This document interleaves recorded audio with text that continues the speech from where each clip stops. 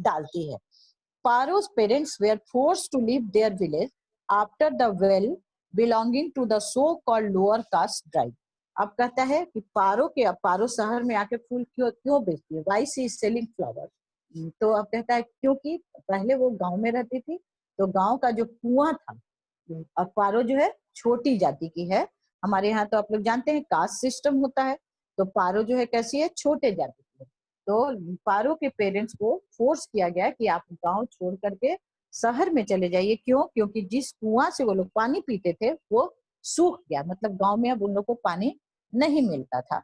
They were not allowed to take water from the well that belonged to the so-called upper caste. और जो बड़े जाति के जो लोग थे, जिस कुआं से पानी लेते थे, तो पारो के पेरेंट्स को ऐसा कहा गया कि आप उस कुएं से पानी नहीं ले सकते हैं, ऐसा बोला गया। तब क्या हुआ? लास्ट में पारो के पेरेंट्स को फोर्सली गांव को छोड़ना पड़ा। तो अब आप लोग को ये दो स्टोरी, पारो एंड सेको का जो दो स्टोरी हम लोगों ने पढ़ा, तो उसको पढ़ने के बाद तो अब आप लोगों को हमको लगता है कि डेमोक्रेसी एंड इक्वालिटी जो हमारे चैप्टर का मीनिंग है, the meaning is the democracy and equality. तो क्या डेमोक्रेसी में हमारे यहाँ इक्वालिटी है? तो हम लोग बोलते हैं कि नहीं है। एक तरफ कहता है डेमोक्रेसी कहता है all are equal before the law, लेकिन economically all are not equal. Though all Indians are getting equal opportunity of education, of employment, but if the money which plays a very important role of providing education and employment is unequal to all of us. तो money का एक जो rule होता है, अगर गरीब बहुत लोग हैं तो उनके बच्चे प्रॉपर एजुकेशन नहीं लेते हैं, instead of getting proper education they are forced to work. उनको जबरदस्ती कहा जाता है कि आपको काम करना है, अपने परिवार के लिए कुछ रोजी रोटी का व्यवस्था करना है। ये हो गया डेमोक्रेसी एंड इक्वालिटी का मीनिंग। अब now come to the point. On 15th August 1947, India became an independent country and ended the foreign domination nearly 200 years. अब कहता है कि हमारे 15 अगस्त 1947 को इंडिया जो है एक स्वतंत्र देश बन गया और 200 साल का जो गुलामी था वो खत्म हुआ।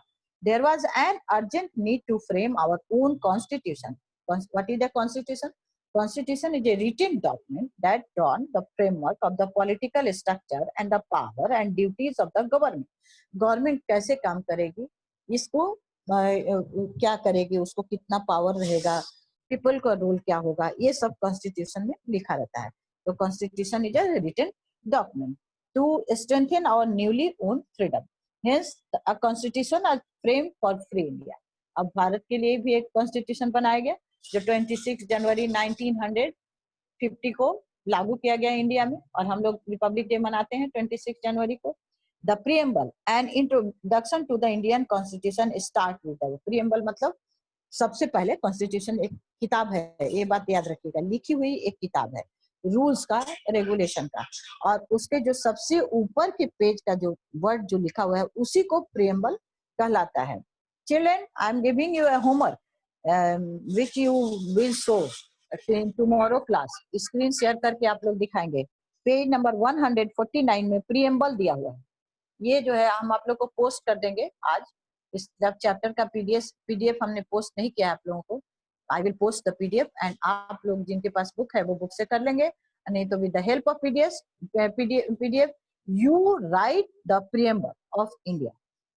The Constitution of India book में जैसे लिखा है, we the people of India having solemnly resolved to constitute India into a sovereign, socialist, secular, democratic republic and to secure to all its citizens justice, social, economic and political, liberty of thought, expression, belief, faith and worship, equality of status and of opportunity, and to promote among them all fraternity, assuring the dignity of the individual and the unity and integrity of the nation. In our Constituent Assembly, this 26th January day of November 1949, do hereby adopt enact and give to ourselves this constitution. अब इसका मतलब क्या हुआ? मतलब ये हुआ कि और हम लोग जितना भी हमारे समाज में कमी है उसको दूर करते हुए हम लोग ये अपने आप को ये कॉन्स्टिट्यूशन दे रहे हैं और we will follow the rules to make our country strong nation. Now, but तो अब one thing is that कि equality को लाने के लिए what the government is doing, तो हमारी गवर्नमेंट क्या करती है इसमें आप लोग आगे पढ़ेंगे भी. The government in the constitution reservation was provided to the weaker section of the society. जो समाज के जो कमजोर वर्ग के लोग थे उनको रिजर्वेशन दिया गया. तो रिजर्वेशन में ऐसा कहा गया कि अगर उन लोगों को प्रमोट करना है, अगर समाज को आगे बढ़ाना है तो दे शुड बी प्रमोटेड. उनको प्रमोट करना होगा, उनको पीछे छोड़ करके हम लोग आगे नहीं बढ़ सकते हैं. तब अब उनको आगे ले जाने के लिए क्या करना होगा? उनको कुछ अलग से मौका देना होगा अपने बराबर करने के लिए. तो that was given by reservation was provided for them. और इसके हिसाब से उनको आगे पढ़ने के लिए इकोनॉमिकली दिया गया, और कहिएगा कि एजुकेशन सेंटर में दिया गया, जॉब सेक्टर में दिया गया, everywhere they should provided reservation. But लेकिन अब कहा जाता है कि रिजर्वेशन जो है उससे सोशल स्ट्रक्चर जो है कमजोर हो रहा है. अब इसको खत्म करना चाहिए, सिर्फ और सिर्फ इकोनॉमिकली हेल्प देना चाहिए, जिनको जरूरत हो उसको मदद करके आगे बढ़ाना चाहिए. रिजर्वेशन आज भी इंडियन सोसाइटी में है हमारे यहाँ, और ऐसा बोला जाता है कि रिजर्वेशन को, लेकिन रिजर्वेशन के खत्म होने के लिए भी बात चल रही है. और ऐसा कहा जा रहा है कि जिनको भी चाहिए उनको मौका दिया जाए आर्थिक रूप से पढ़ने का, गरीबों के बच्चों को, वो चाहे किसी भी जाति का, ऐसा लोग सोच रहे हैं. What is a constitution? The constitution is a set of regulation that a set of people have made and agreed upon. मतलब वो एक नियम का एक सेट है और जिसपे सारे लोग उसको बहुत सारे लोग मिलकर बनाए और उसको फॉलो करने के लिए तैयार हो गए कि yes we will follow this rule. It is often a written document. It lays down powers and functions of the government. ये क्या करता है? ये जनरली एक लिखा हुआ डॉक्यूमेंट है जो कि गवर्नमेंट के पावर और फंक्शन को बताता है ना. चिल्ड्रन, अब देखिए कहता है centuries of subjugation, casteism, poverty and illiteracy had weakened the Indian society. सदियों से जो हम लोग का जो गरीबी था, मतलब कहिएगा कि गुलामी था और जाति सिस्टम था, हम लोग को पढ़ने कम पढ़े लिखे थे लोग हम लोग, इससे क्या हुआ? हमारा समाज जो है बहुत कमजोर हो गया.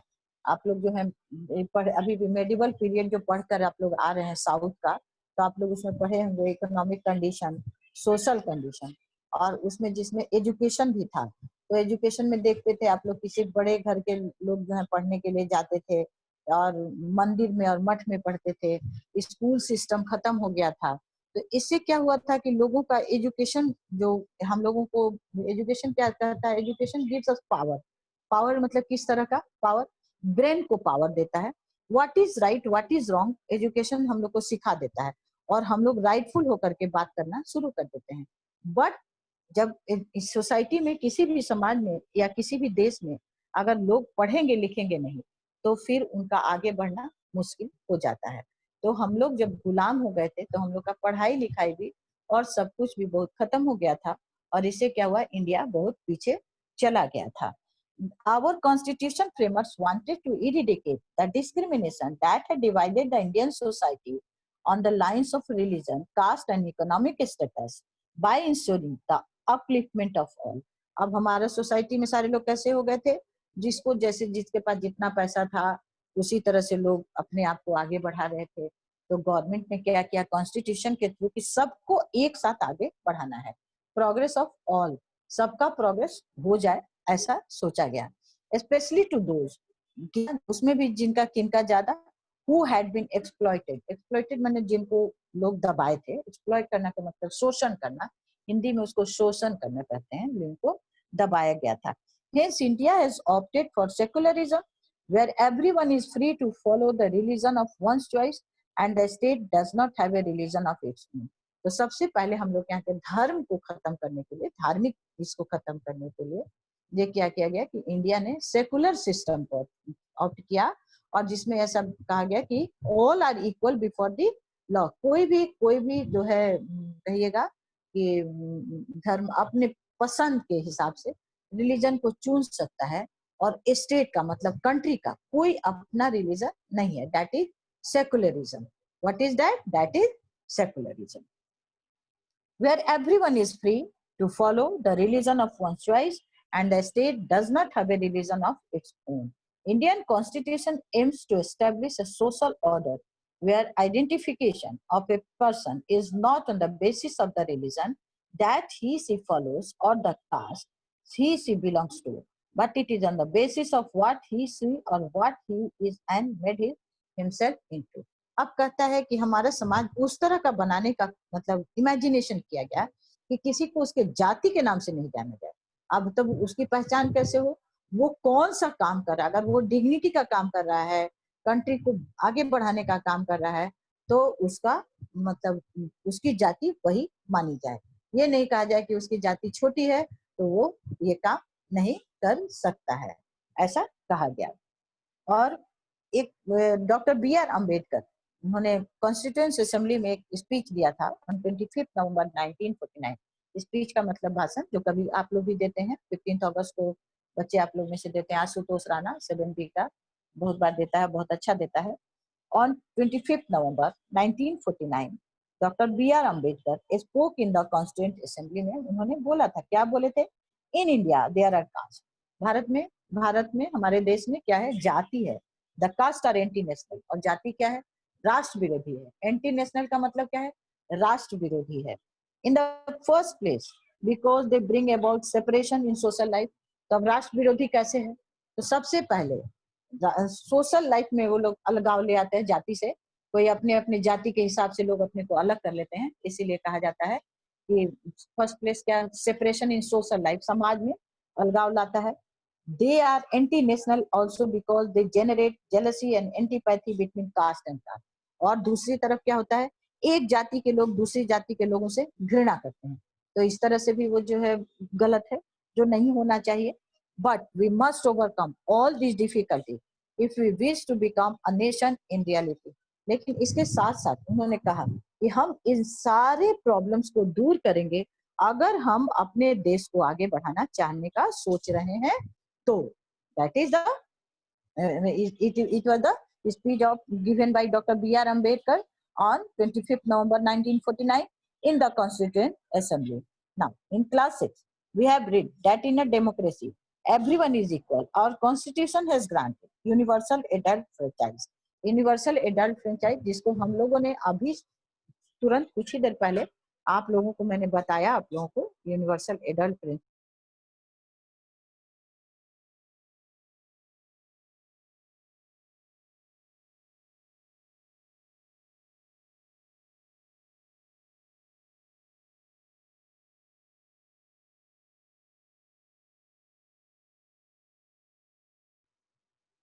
Now, that is what is the universal adult franchise. Universal adult franchise is right to vote to everyone who is above 18 years. आप लोग बच्चों को नहीं, जो लोग 18 साल और 18 साल से ज्यादा के हो जाते हैं. Where I have muted myself, I have not muted myself.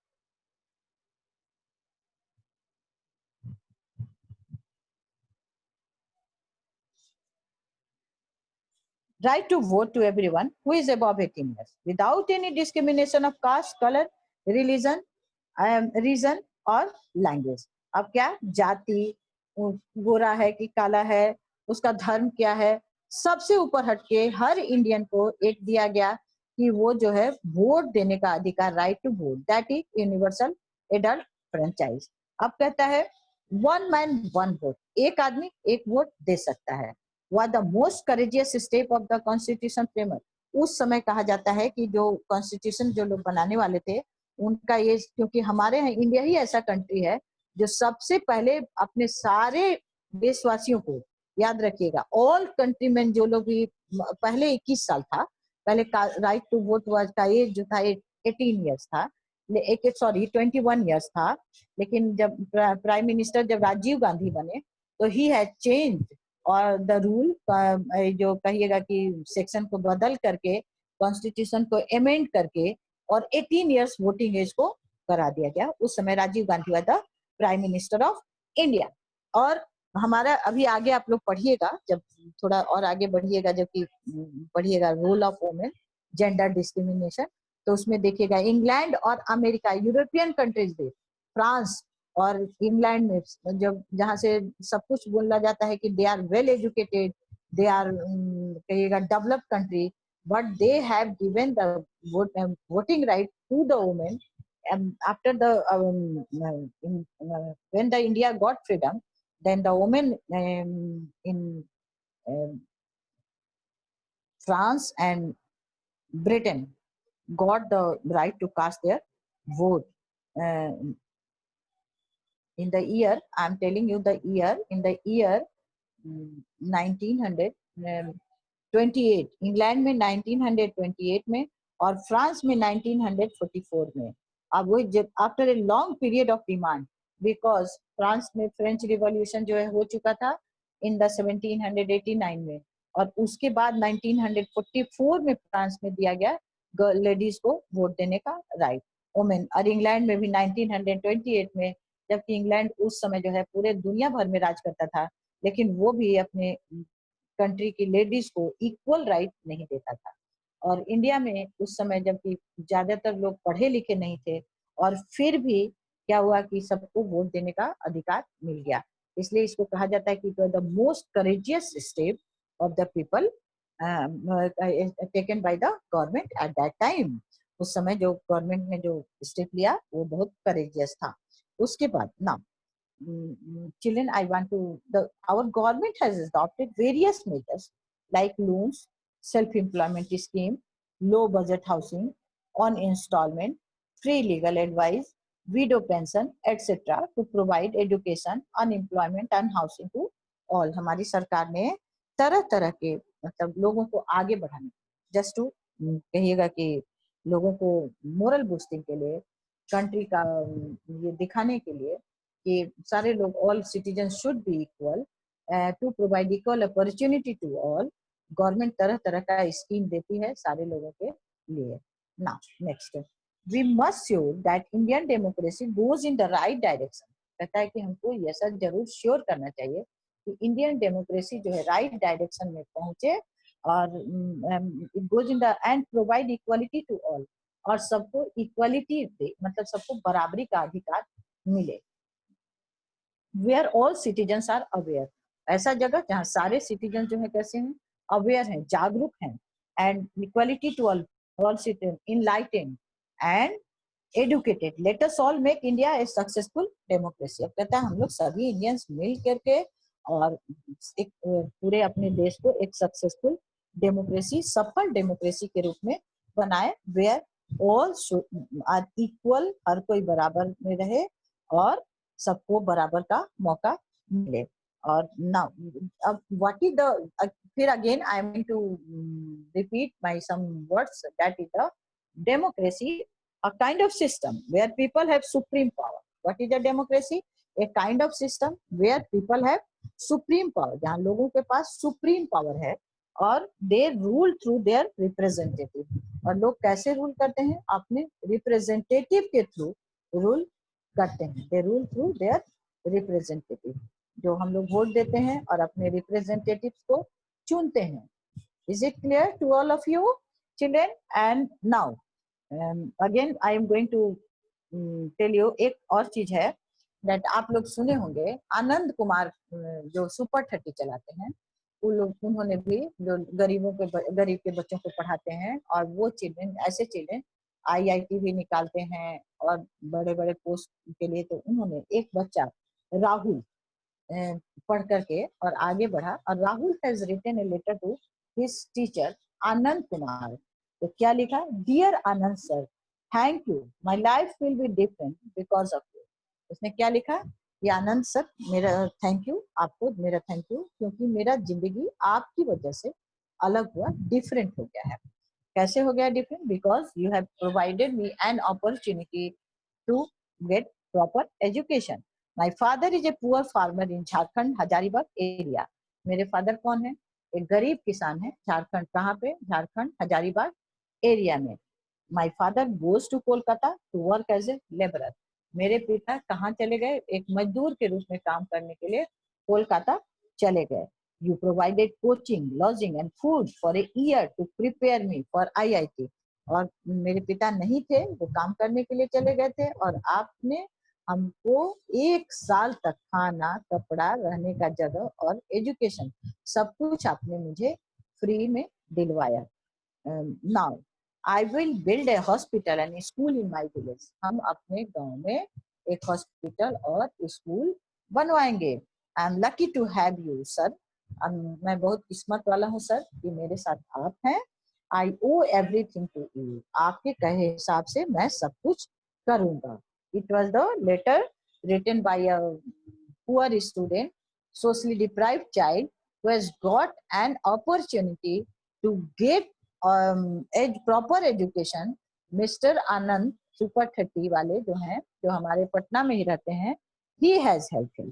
और अब अवर गवर्नमेंट, अब गवर्नमेंट का रोल एक और है जो आपके इस चैप्टर में बहुत इंपॉर्टेंट है, वो है mid day meal scheme. Mid day meal scheme में ये किया जाता है कि बच्चे, गरीब के वो बच्चे, क्योंकि जब आप लोग याद करिए जो सोशली डिप्राइव चिल्ड्रन जो आप लोग पढ़ते थे इन क्लास 5, तो उसमें था कि बहुत सारे पेरेंट्स जो है कहते हैं कि हम अपने बच्चों को स्कूल कैसे भेजें, हमारे पास पैसा नहीं है, उनको खिला नहीं सकते हैं, तो हम कैसे अपने बच्चों को स्कूल भेजें। तो गवर्नमेंट ने कहा कि ठीक है, ओके, आप अपने बच्चे को फ्री में पढ़ाया जाएगा। उनको अभी भी हमारे बिहार में होता है और ऑल ओवर इंडिया में भी अभी इसको ऑप्ट कर लिया गया है। फ्री में एजुकेशन दिया जाता है 0 से 14 ईयर्स के बच्चों को। आपके डीएवी में भी दिया जाता है, वैसा आपके डीएवी में भी वैसे बच्चे हैं जिनको फ्री में एजुकेशन दिया जाता है। उनको बुक्स भी दिया जाता है, उनको खाना भी दिया जाता है, और ड्रेस के भी पैसे दिए जाते हैं, उनके अकाउंट में पैसे जाते हैं। और गवर्नमेंट तो उनको स्कूल आने के लिए साइकिल भी देती है। पहले सिर्फ गर्ल्स को देती थी, अब बॉयज को भी देती है। Now children, the people of India cast their vote and elect their representative for a fixed period. अब इंडिया के पीपल क्या करते हैं, अपना वोट देते हैं और फिक्स पीरियड के लिए, दैट फिक्स पीरियड कितने साल का होता है, 5 years का होता है, अपने रिप्रेजेंटेटिव को चुनते हैं। These representative run the government according to the wishes of the people. If the elected representative do not do so, people do not vote for them in the next election. अगर वो ऐसा काम नहीं करते हैं, अगर प्रॉपर वर्क नहीं करते हैं, तो लोग अगले इलेक्शन में उनको वोट नहीं देते हैं।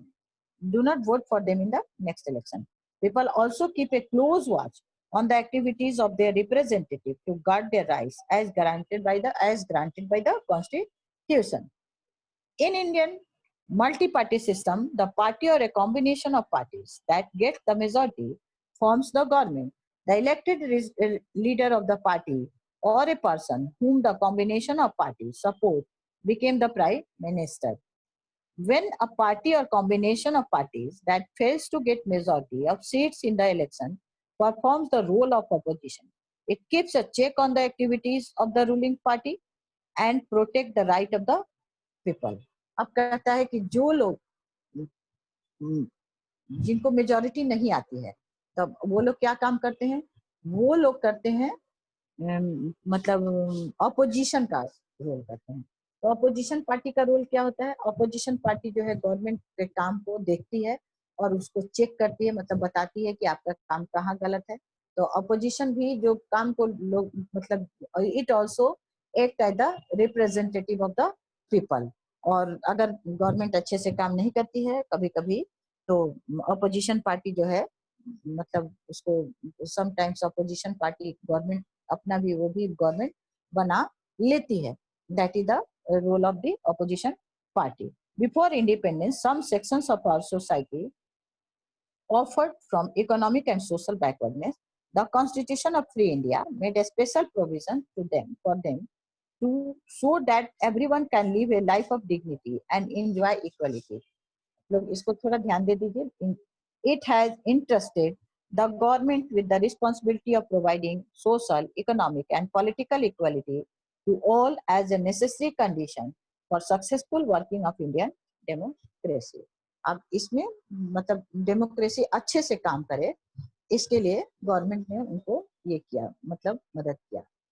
Now children, have a good day and today हम सोचे थे कि I will take a test, but tomorrow I will take a test, because आज सोचे कि आप लोग का रिवीजन अच्छी तरह पहले करा दें कि आपको कोई दिक्कत नहीं हो। और टेस्ट का आप लोग याद रखिए, पोर्शन है लेसन 18 और इन बिटवीन लाइन से होगा टेस्ट, इसको याद रखिएगा। Okay children, have a good day.